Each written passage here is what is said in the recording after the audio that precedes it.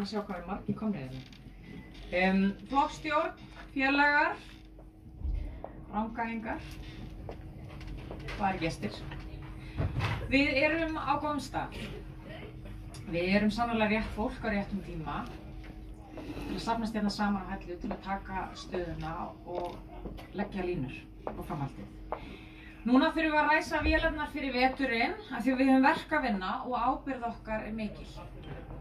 Í þessari ræðu ætla ég að flytja nokkuð tíðindi af flokksstarfi Samfylkingar. Ég mun kynna upplegg fyrir nýja lotu í málefnavinnu flokksins, líkt og varaformaður fór hér stuttlega yfir. Það sem við ætlum að gera fram að næsta landsfundi, lýsa minni sýn á verkefni okkar í sveitarstjórnarkosningunum í vor og boða sérstakan húsnæðis- og efnahagspakka í haust til að gera meira hraðar til að vinna gegn vöxtum og verðbólgu.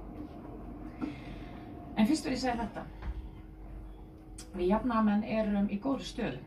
Ekki til að slaka á, heldur til að gera betur, til að vinna meira og til að sækja fleiri sigra fyrir fólki í landinu.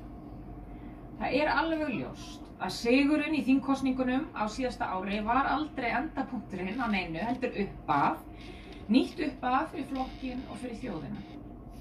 Við höfum brett upp ermar, við höfum gengið til verka og það leynir sér ekkert að það er kraftur hérna í salnum, í röðum okkar núna, við skynjum þetta og eftir því tekið í samfélaginu.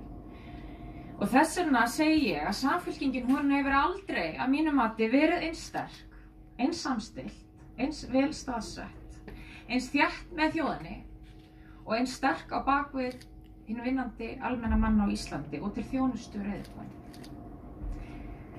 Já, kæru félagar.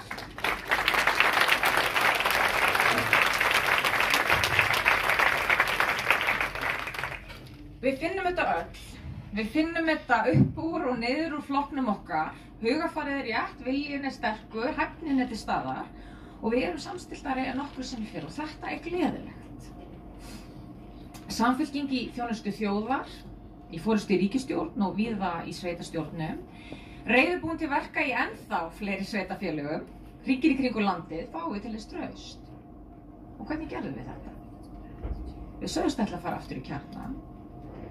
Við sögðumst ætla að koma á virkari tengingu við fólki í landinu. Við sögðumst ætla að breyta verklagi og menningun í flokknum okkar til að endurheimta traust.